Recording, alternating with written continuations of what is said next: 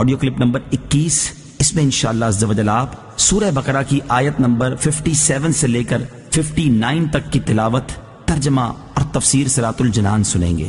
بسم اللہ الرحمن الرحیم۔ ترجمہ: اللہ کے نام سے شروع جو نہایت مہربان رحمت والا ہے۔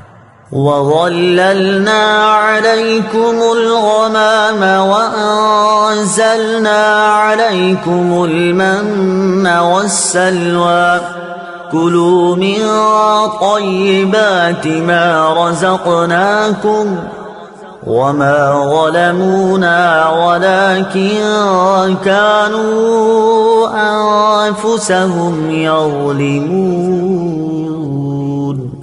ترجمہ: اور ہم نے تمہارے اوپر بادل کو سایہ بنا دیا اور تمہارے اوپر من اور سلوہ اتارا کہ ہماری دی ہوئی پاکیزہ چیزیں کھاؤ، اور انہوں نے ہمارا کچھ نہ بگاڑا بلکہ اپنی جانوں پر ہی ظلم کرتے رہے۔ وَظَلَّلْنَا عَلَيْكُمُ الْغَمَامَ، اور ہم نے تمہارے اوپر بادل کو سایہ بنا دیا۔ تفسیر صراط الجنان میں ہے، فرعون کے غرق ہونے کے بعد بنی اسرائیل دوبارہ مصر میں آباد ہو گئے۔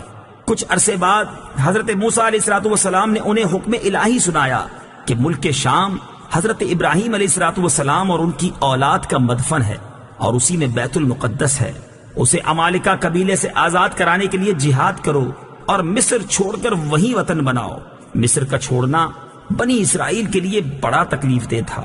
شروع میں تو انہوں نے ٹال مٹول کی، لیکن جب مجبور ہو کر حضرت موسیٰ اور حضرت ہارون علیہ السلام کی معیت میں روانہ ہونا ہی پڑا تو راستے میں جو کوئی سختی اور دشواری پیش آتی تو حضرت موسیٰ علیہ السلام سے شکایتیں کرتے۔ جب اس صحرا میں پہنچے جہاں نہ سبزہ تھا، نہ سایہ اور نہ غلہ، تو وہاں پہنچ کر حضرت موسیٰ علیہ السلام سے دھوپ کی، گرمی اور بھوک کی شکایت کرنے لگے۔ حضرت موسیٰ علیہ السلام نے دعا فرمائی اور اللہ تعالیٰ نے اس دعا کی برکت سے ایک سفید بادل کو ان پر سائبان بنا دیا جو رات دن ان کے ساتھ چلتا، اور ان پر ایک نوری ستون نازل فرمایا جو کہ آسمان کی جانب سے ان کے قریب ہو گیا اور ان کے ساتھ چلتا، اور جب رات کے وقت چاند کی روشنی نہ ہوتی تو وہ ان کے لیے چاند کی طرح روشن ہوتا، ان کے کپڑے میلے اور پرانے نہ ہوتے، ناخن اور بال نہ بڑھتے۔ وَأَنزَلْنَا عَلَيْكُمُ الْمَنَّ وَالسَّلْوَىٰ، اور تم پر من اور سلوہ اتارا۔ تفسیر صراط الجنان میں ہے، اس صحرا میں حضرت موسیٰ علیہ السلام کی برکت سے ان کے کھانے کا انتظام یوں ہوا کہ انہیں من و سلوہ ملنا شروع ہو گیا۔ من و سلوہ کے بارے میں مفسرین کے مختلف اقوال ہیں۔ من کے بارے میں صحیح قول یہ ہے کہ یہ ترنجبین کی طرح ایک میٹھی چیز تھی جو روزانہ صبح صادق سے طلوع آفتاب تک ہر شخص کے لیے 1 سا یعنی تقریباً 4 کلو کی بقدر اترتی، اور لوگ اس کو چادروں میں لے کر دن بھر کھاتے رہتے۔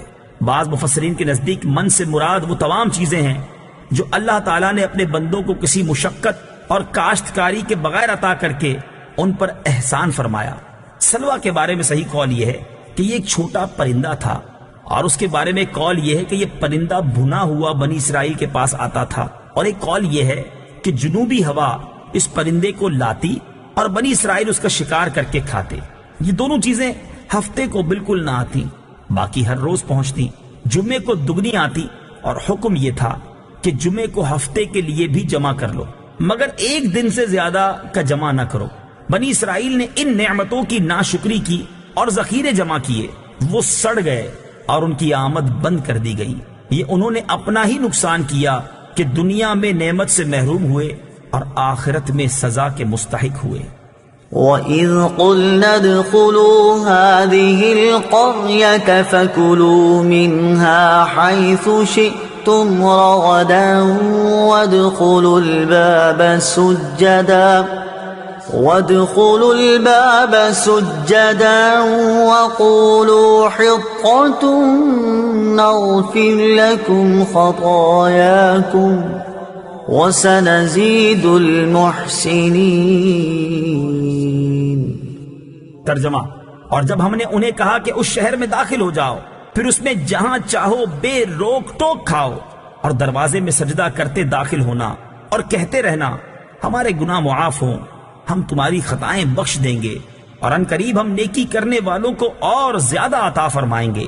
وَإِذْ قُلْنَا ادْخُلُوا هَٰذِهِ الْقَرْيَةَ، اور جب ہم نے کہا اس شہر میں داخل ہو جاؤ، اس شہر سے بیت المقدس مراد ہے، یا اریحا جو بیت المقدس کے قریب ہے، جس میں امالکہ آباد تھے اور وہ اسے خالی کر گئے تھے۔ وہاں غلے میوے بکثرت تھے۔ اس بستی کے دروازے میں داخل ہونے کا فرمایا گیا، اور یہ دروازہ ان کے لیے کعبے کی طرح تھا، اور اس میں داخل ہونا اور اس کی طرف سجدہ کرنا گناہوں کی معافی کا سبب تھا۔ بنی اسرائیل کو حکم یہ تھا کہ دروازے میں سجدہ کرتے ہوئے داخل ہوں اور زبان سے حطۃ کہتے جائیں۔ یہ کلمہ استغفار تھا۔ انہوں نے دونوں حکموں کی مخالفت کی اور سجدہ کرتے ہوئے داخل ہونے کے بجائے سرینوں کے بل گھسٹتے ہوئے داخل ہوئے، اور توبہ و استغفار کا کلمہ پڑھنے کی بجائے مذاق کے طور پر حبۃ فی شعرہ کہنے لگے، جس کا معنی تھا بال میں دانا۔ اس مذاق اور نافرمانی کی سزا میں ان پر طاعون مسلط کیا گیا، جس سے ہزاروں اسرائیلی ہلاک ہو گئے۔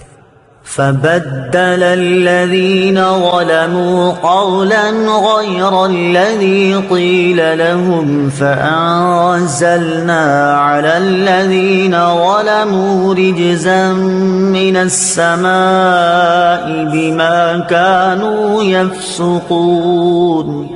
ترجمہ: پھر ان ظالموں نے جو ان سے کہا گیا تھا اسے ایک دوسری بات سے بدل دیا، تو ہم نے آسمان سے ان ظالموں پر عذاب نازل کر دیا کیونکہ یہ نافرمانی کرتے رہے تھے۔ فَأَنزَلْنَا عَلَى الَّذِينَ ظَلَمُوا رِجْزًا مِّنَ السَّمَاءِ، تو ہم نے آسمان سے ان ظالموں پر عذاب نازل کر دیا۔ تفسیر صراط الجنان میں ہے، بنی اسرائیل پر طاعون کا عذاب مسلط کیا گیا، اور اس کی وجہ سے ایک ساعت میں ان کے 70,000 افراد ہلاک ہو گئے تھے۔ حضرت اسامہ رضی اللہ تعالی عنہ سے روایت ہے، حضور اقدس صلی اللہ تعالی علیہ وسلم نے ارشاد فرمایا، بے شک یہ طاعون ایک عذاب ہے جسے تم سے پہلے لوگوں پر مسلط کیا گیا تھا، لہٰذا جب کسی جگہ طاعون ہو اور تم وہاں موجود ہو تو تم طاعون سے بھاگ کر وہاں سے نہ نکلو، اور جب کسی جگہ طاعون ہو تو تم وہاں نہ جاؤ۔